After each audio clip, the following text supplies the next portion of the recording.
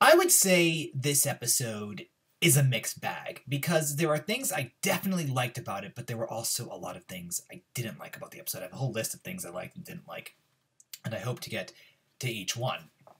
Now, this episode essentially had a lot of TV don'ts, which I think is really weird given how Once Upon a Time has been on television for over 6 years. You would think they would know what to avoid in order to entice the audience. Because I'm just going to say, last point, that end scene, there was no build up to it. It was really weird. It was interesting to see Emma Booth, but at the same time, it was random. And you don't just want random for random's sake. I mean, I'm still interested in episode 4, but episode 4 seems like it has nothing to do what ended or how episode 3 ended. We'll talk about episode 4 in the trailer review. Now, let's talk about things that I liked. I thought the episode had decent character development for Cinderella. Dana Ramirez, or Danya Ramirez, as I believe it is properly pronounced, she did impress me here a lot, which is good because I've been on the fence with her. But at the same time, I'm still really happy that Once is an ensemble cast show, because if it was just Danya and Andrew J. West, I would just be focusing on Andrew J. West the whole time. She's still not like super strong. But in terms of pure character development, it was really good. I'm glad to see more of her. Another thing about this episode I really liked was I loved Dania Ramirez working alongside Lana Parrilla and Gabrielle Anwar. I loved the interactions with both Lady Tremaine and Victoria and Regina and Ronnie. I thought they were really, really interesting and really well done. I love that scene where Lady Tremaine and Cinderella are at the mansion, or the chateau as it would be technically called, and you find out that reveal that Anastasia died. And that's also another thing I really did like about that Anastasia's dead, and this is essentially why Lady Tremaine is mad at Cinderella. It's very similar to season 1 of the show, where Snow White essentially killed Daniel, even though it was an accident, and then Regina went batshit and decided to curse everyone that Snow White knew. So I do see the parallels, but at the same time, I did like the reveal. I'm curious as to how Anastasia died. Cinderella obviously seems very guilt-ridden over it. So overall, I did enjoy the interactions between the 3 actresses. I think they were really, really fun. However, for something I didn't like, there was barely an interaction between Makia Cox and Danya Ramirez, or excuse me, Danya Ramirez. And the entire trailer and sneak peek seemed to hype up Disney Princess crossover. That barely happened. And I was really disappointed with that. Like, you don't hype up something and then not do it. It causes major backlash. It's foolish. Like, I wanted to see Cinderella and Tiana be friends, and I don't feel them being friends at all. Like, I don't see it. I don't see Cinderella and Tiana as friends, and I don't see Sabine and Jacinda being friends. I mean, Makia Cox in the apartment, she was like, "Oh, hey, Jay," and I was like, "Oh, well, why do you call her Jay?" You're like, let's see your relationship, and nothing with that happened.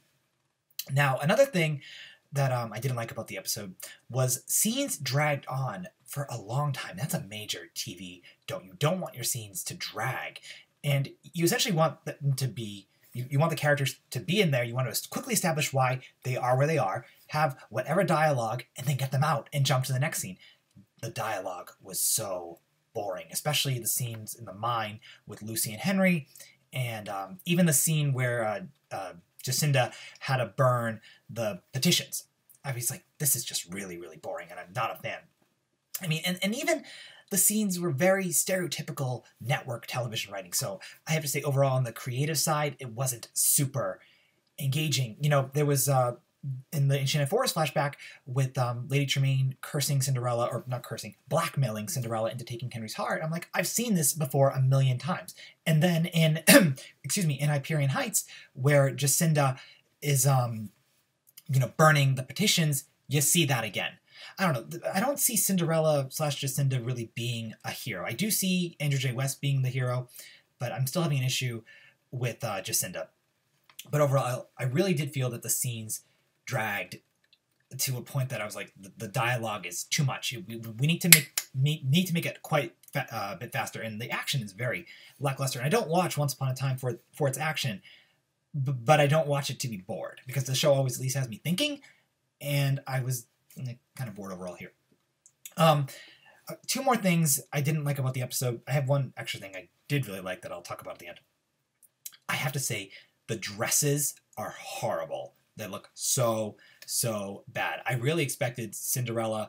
Well, Cinderella's dress I already hated from the beginning, but I really expected Tiana's dress to look better, and I just thought it looked awful. And looking at Cinderella's dress, I'm like, ugh, that's disgusting. I do not like it.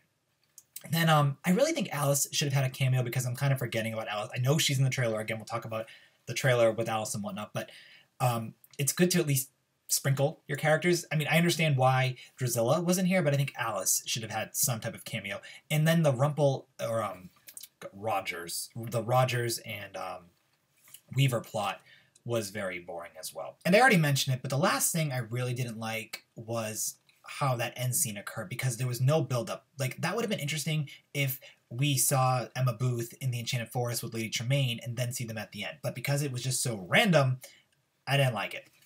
Also, on a side note, I think the men have much better hair on this show than the women do, and I think the guys also have better costumes.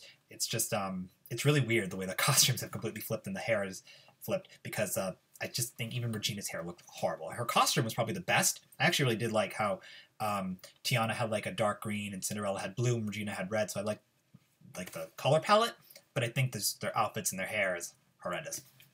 But for one thing I really did like about this episode, I think the curse is really, really strong, and I cannot wait to see how it is cast, who cast it, and more so the reason why Victoria or Lady Tremaine did it. Obviously, we did it. Obviously, I can assume she did it to, get revenge on Cinderella somehow, but I'm really curious to see who cast it and how powerful this person is, because I loved the fact that at the end of the episode, Henry sees the tombstones that were essentially like wiped from his memory. So I thought that was really cool that the curse is able to, implant false memories again, even after they've already been removed. So I think that's really, really cool. So overall, episode, as I said, mixed bag. There were things I liked, things I didn't like. I'm really curious to see where episode 4 is going to go. I think having an episode that's focusing on Robert Carlyle will be a smart idea. But I don't know. I just think this episode, the scenes just were for way too long. That end scene was a little weird in the lack of Alice and the dresses. It's just, they could have done a little better. I think it could have used some cleanup. I think script doctors would have been very handy with this episode, because in television, the writer is king, and I feel the writers, well, they just weren't that good here. Oh, also, I understand why in the Enchanted Forest flashback, why Lady Tremaine is kind of evil. She's collecting magic, though, and it's funny, in Hyperion Heights, she said, magic is not power, power is fear, and I don't like to use magic, but now she's harvesting it, so I think it's kind of ironic. But I do like Lady Tremaine in the Enchanted Forest quite a bit. I think she's really interesting, though I do not have the fear that I had for Regina. But in Hyperion Heights itself, I don't think Victoria Belfray is a bad person. She's this very smart businesswoman. She wants to build condos. She wants to make a buck. I see nothing wrong with it. I mean, I get that we're supposed to sympathize with Jacinda over this and Lucy and whatnot, but I'm like, no, she's trying to make money.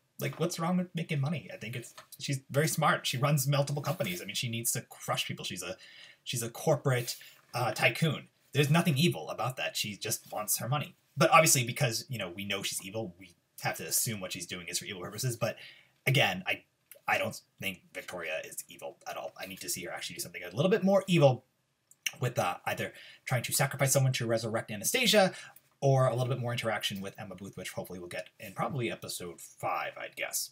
Or I definitely know 10, where Zelena will be back.